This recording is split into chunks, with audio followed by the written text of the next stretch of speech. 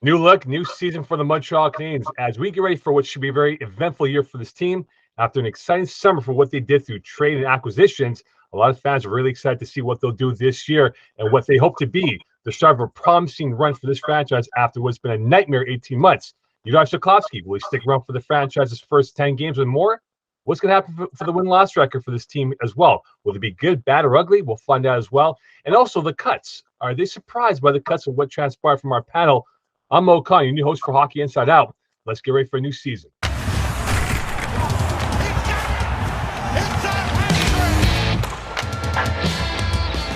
Welcome into a new season of Hockey Inside Out.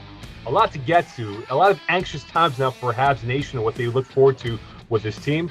And look, we have our number one line still in place here, the golden line, as I like to call them.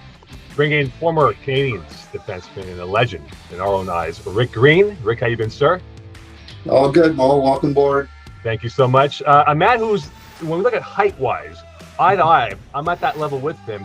For the Montreal Gazette, Stu Cowan. Stu, how you been, my friend? I'm doing well, Mo. Great to have you on board here. Thank you so much. And his last name is synonymous with royalty, a man that is royalty in our hockey world. Please welcome Andrew Berkshire. How you been, man? I'm doing great, Mo. It's great to see you again. I was really hyped when I heard you got this gig. Thanks so much, AB. And look, guys, for rookie nights, just let me know what the bill's going to be in advance. I'll bring 2 credit cards for dinner night for all of us involved. Peter Cheval sounds good. I'm a vegetarian, by the way, so I'll let you guys enjoy the meat from my liking as well.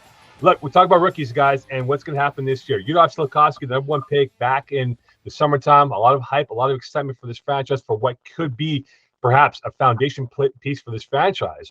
Rick Green, I start off with you right now. Juraj Slafkovsky, is he ready for the NHL, and how long will he last for this team early on here in his development? Well, I was telling you the truth. I was a little surprised with the early comment from Kent Hughes saying he looks like he's a little bit underwhelmed as far as the way he's handling himself. But let's not forget, here's an 18-year-old kid that's coming into a whole new environment and world with a lot of pressure on him, and the expectations. Going with, what everybody wants to see right away. It just doesn't happen.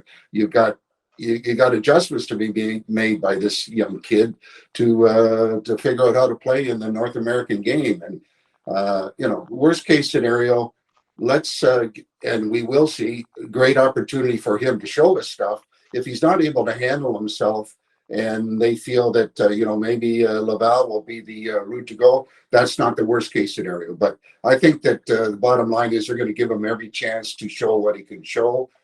He's a great kid, and he's shown some promise as of late.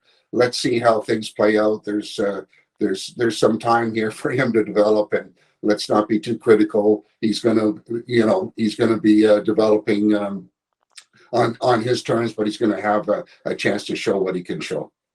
Yeah, I mean, after watching all the preseason games and having a real close-up view at those 2 Kraft Hockeyville games where the press boxes were about 6 rows up in the stands and were fantastic, he doesn't look ready to me. He's still having some problems in his own end, especially along the boards in the defensive zone. The puck, he doesn't have as much time to think and decide what he wants to do on the smaller NHL rink, and that's an adjustment for him. But what 18-year-old is ready to play in the NHL? I mean, Rick, when you were 18, you started off, it's growing pains are going to be there. Growing pains are going to be a big theme with this team this season. But, the injury to Yoel Armia, Paul Barron going on LTIR, that all played into their decision to keep him here. And the thing is, unlike Jesperi Kotkaniemi when they kept him, Slafkovsky is physically ready to play in the NHL. He's a man, 6'3", 238 pounds. So that's not an issue. And it's all about development this year, too. And I think they want to keep him, at least for now, around Marty St. Louis and around Adam Nicholas, the new skills coach. Slafkovsky spoke during training camp about how much Nicholas had helped him looking at video and specifically what I was talking about earlier in the defensive zone and little tricks he can learn. So I don't think it's a bad thing starting him here. This is also a kid, when he was with the Slovakian national team at the Olympics and the World Championships, he started both those tournaments on the 4th line. By the end of the tournament, he was on the 1st line. He was the MVP at the Olympics. So it makes sense to keep him here for all those reasons I just mentioned. There's going to be growing pains. In the 5-6 games, I don't know if he's going to last 10 games, but the Canadiens are going to do what, and Ken Hughes has said this right from the day they drafted him, they're going to do whatever they think is best for his development. And if they think he's scrambling in the NHL and just trying to survive and not progressing, they'll send him to Laval. But it's going to be interesting to see. I mean, I wouldn't be surprised if after 4 or 5 games, the kid looks more comfortable in the NHL than he did during preseason. Yeah, I'm with Rick. I don't think he's ready. I guess Stu as well. But at the same time, you look at his development curve over the last year, and it makes sense to push him a little bit, right? I know Kent Hughes, it was a light call out, right? I think it was very accurate. I think he wouldn't have done that if he didn't think that Slafkovsky would be receptive to those remarks as well. But I think they want to see if he raises his game against a full NHL lineup, see if he kind of does the same thing that he did in the Olympics, right? Once you're playing against men, the elite of a group, right? It brings something more out of you. I do think he was always going to get 9 games because it's very tough to bring a player over to North America first overall and not give them 9 games just for hype for the franchise and all that. But I would not be surprised one bit if he ends up playing most of the year in Laval. He'll be in a great situation there, playing with his buddy Misar. He'll have Jesse Alone in there as well if he ends up going down.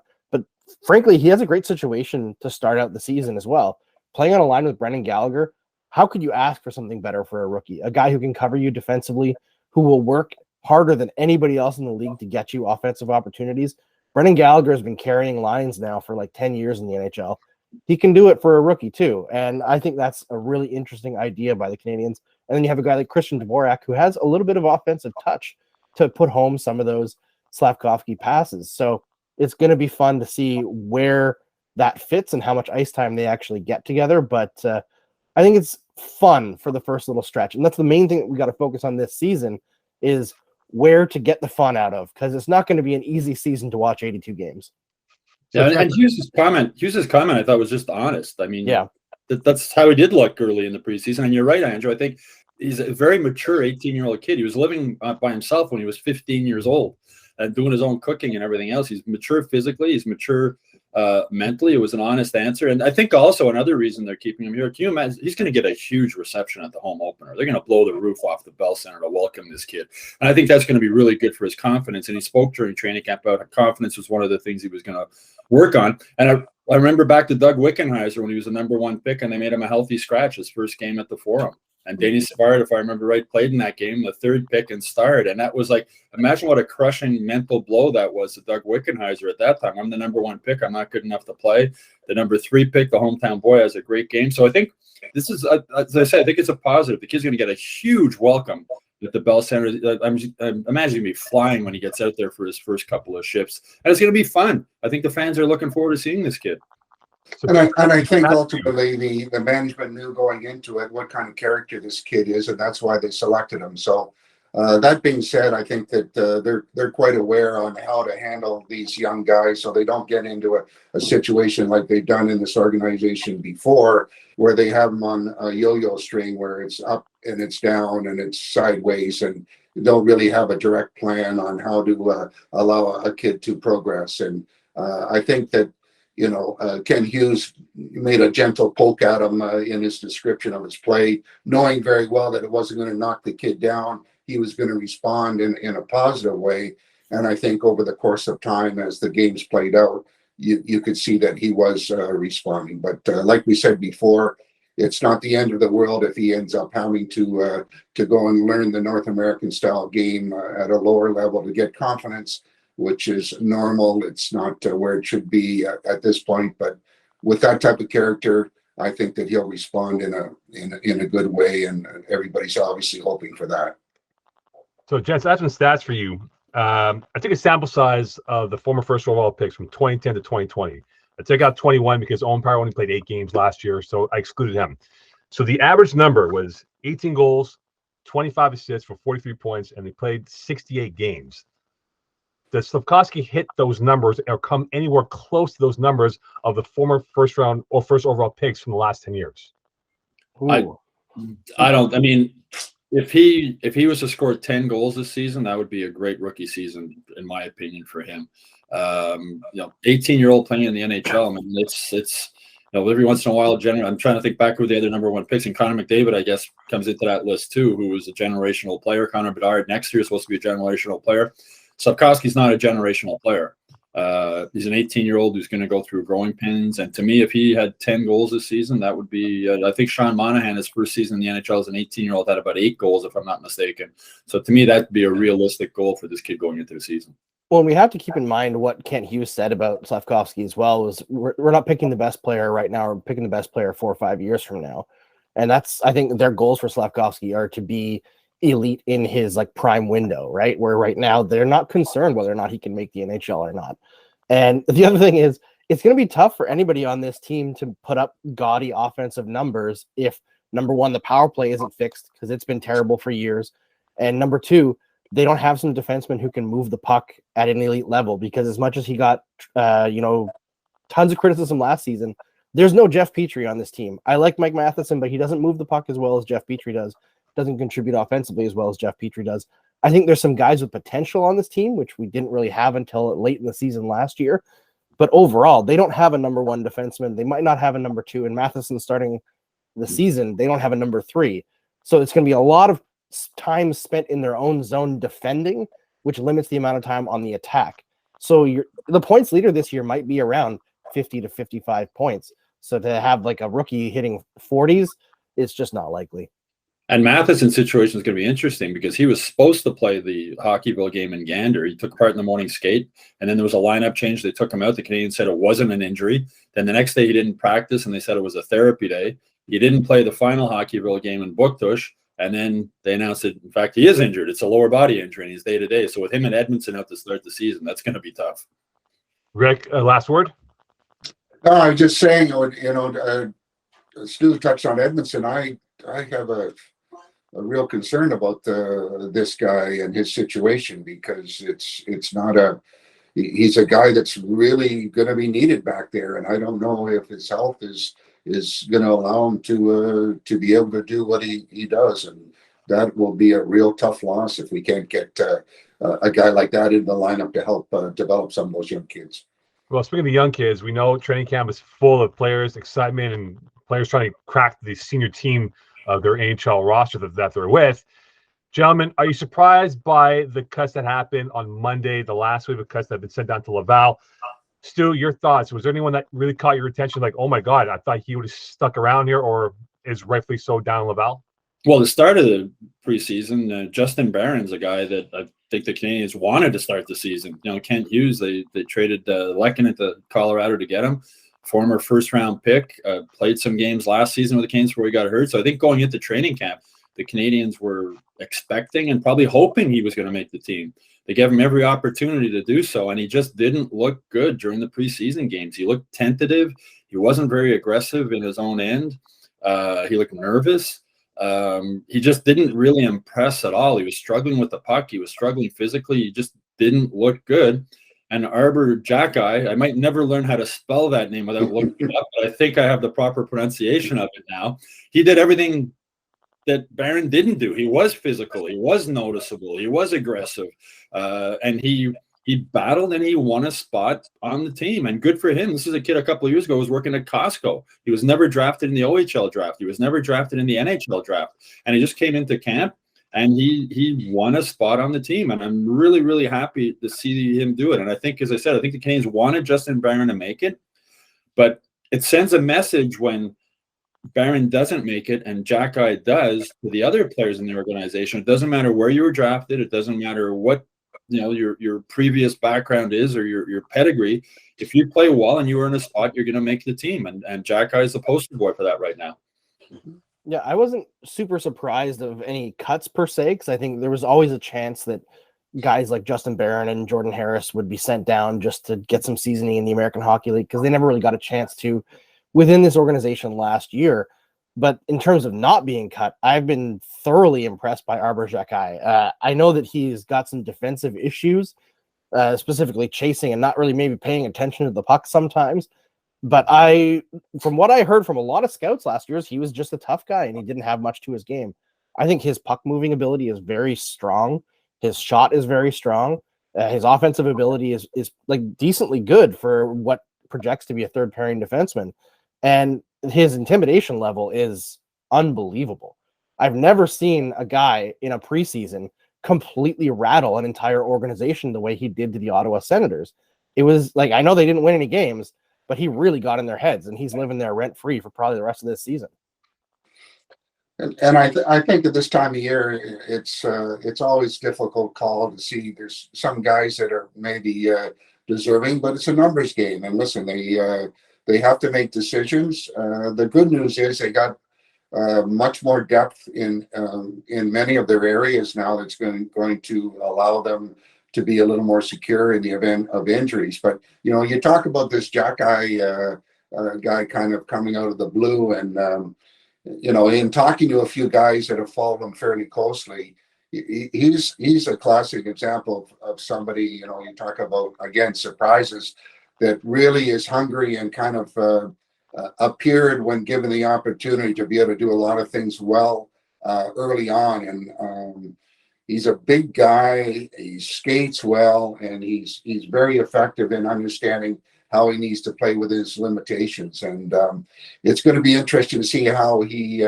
contributes when given the opportunity, if he continues to progress. And then, Stu, on the other side, Justin Barron, yes, unfortunately, or the reality is he didn't get the job done, lost, his spot, so to speak, as expectations were that he was going to make it, but he didn't get it done. So he's going to be seasoned, in Laval. But once again, in the event of injury, they have that somewhat of a luxury to have some guys that are going to be able to come up and step in and contribute, in a pretty good way, I think. And sending Barron down might be a good thing for him. Might light a fire under him. He might have come into camp thinking he had a spot on the team also, looking at the other guys who were around.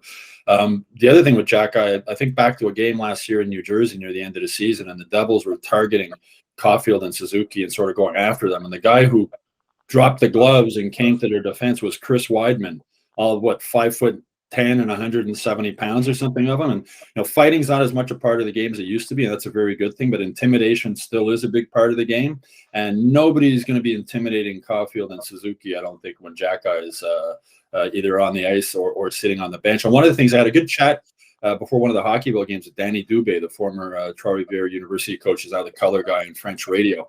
Really smart hockey mind. And he told me one of the things he's noticed with Jack, he doesn't really have a good stick. You hear people say that a lot, despite having the long reach and everything else.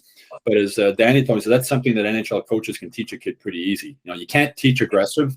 If a guy's not aggressive, it's hard to teach him to be aggressive.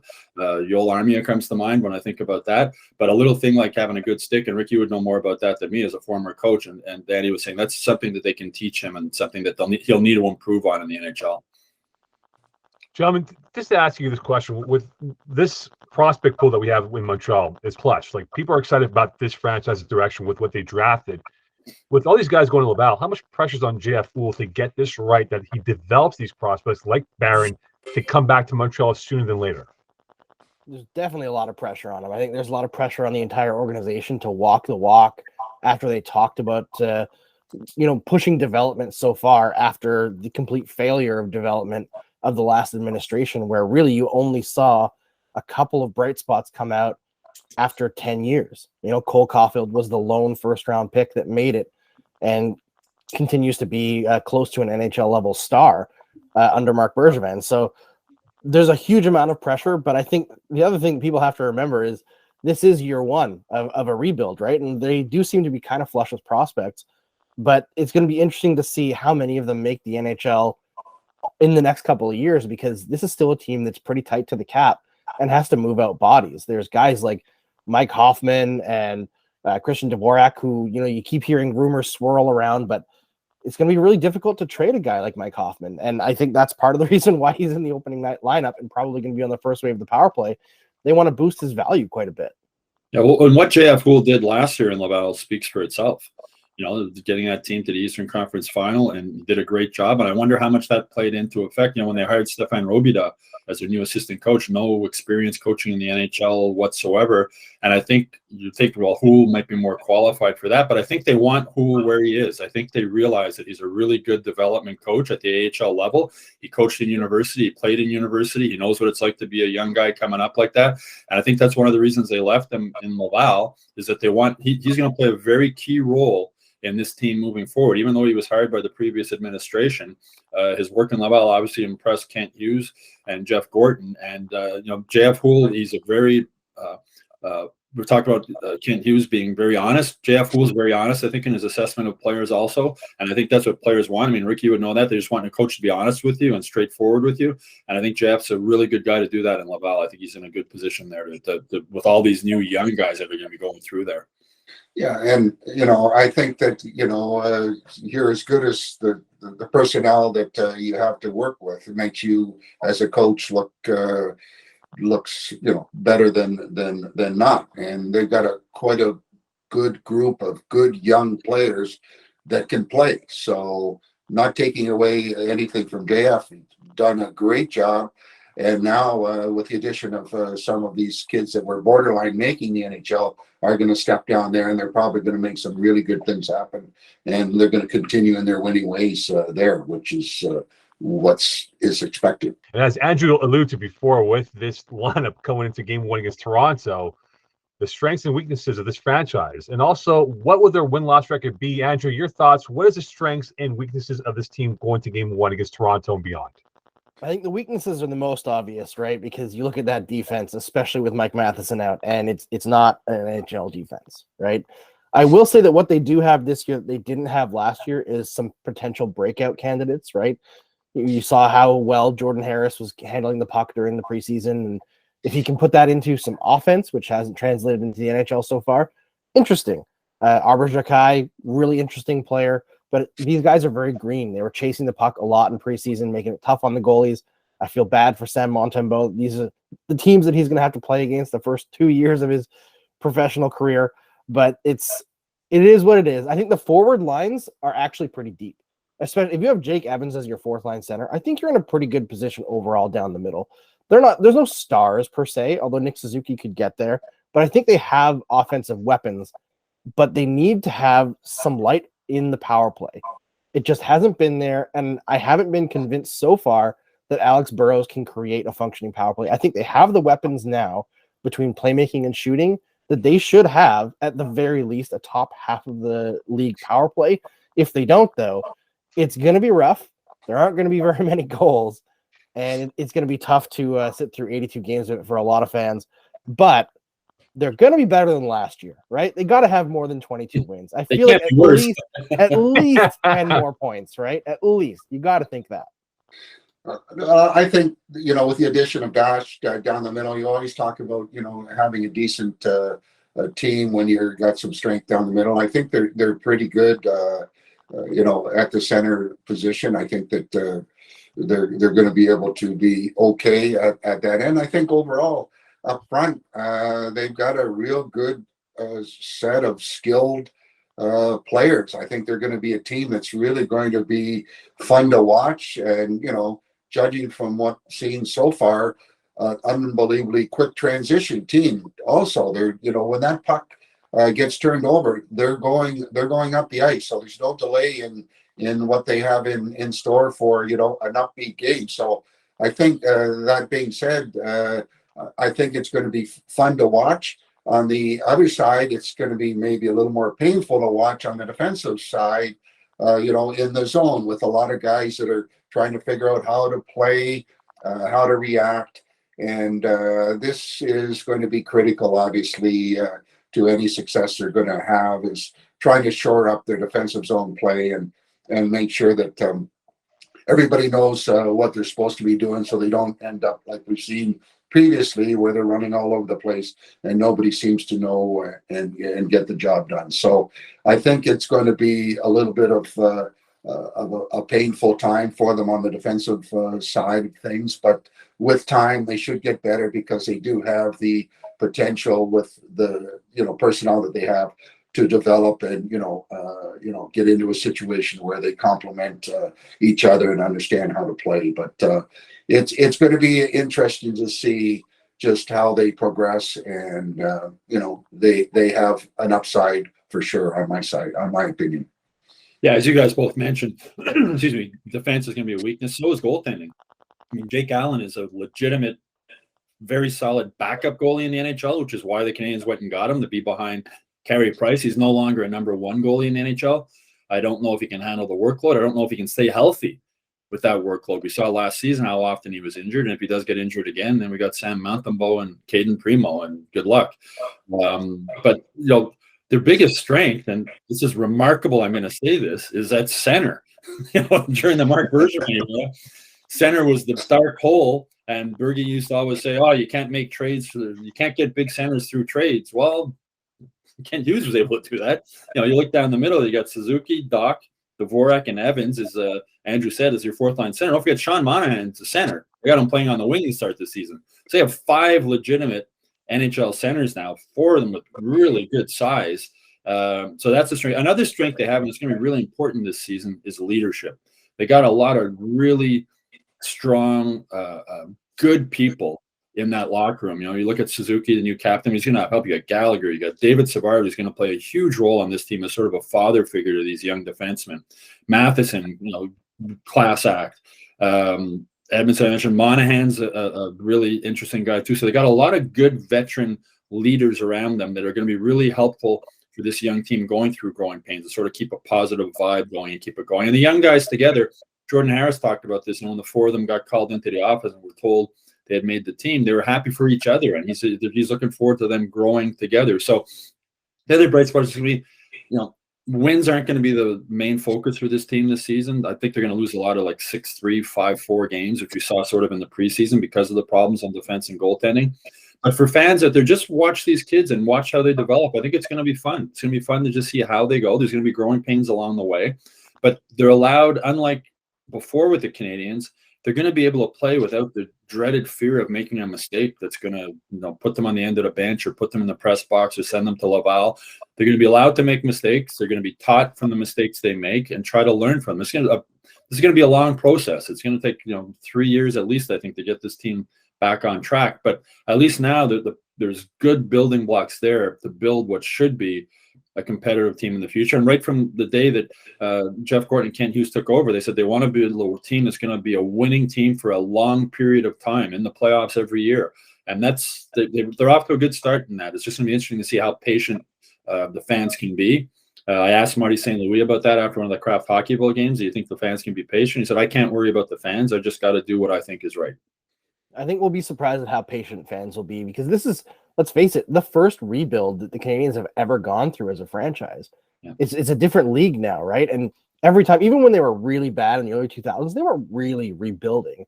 They were trying to patch holes, get back in the playoffs, just try to get something going. And that's been the ideology for 25 years, maybe longer. Ever since the Cup in 1993, in 95 when they let go of Jacques Demers, it seems like it's been patch holes, see if we can put something together. Now they're actually trying to build something, and you can see the blueprints of the plan coming together. I think as long as the dialogue between the organization and the fans and the media remains as open as it's been so far, and you can see the guys like Caulfield, Suzuki, Slafkovsky taking those steps and being exciting, fans will be bought in. I think that's the biggest thing this year, is everything has to be out in the open. The plan has to remain available for everyone to view, and don't make any crazy things like acquiring some 27, 28-year-old player for big money in the offseason as a free agent, because it just doesn't make sense for the timeline. Yeah, I think back to the last couple of times the Canadiens were in the playoffs, and Bergevin went and acquired veteran guys at the NHL trade deadline and then sat his young guys out in the playoffs. Remember Kotkaniemi sitting out, Romanov not playing, Caulfield not playing. And you think back, remember the series against the Rangers when they got Steve Ott and Derek King. Andreas Martin. He might be the worst player. He might be the worst player I've seen in the NHL in the last 10 years.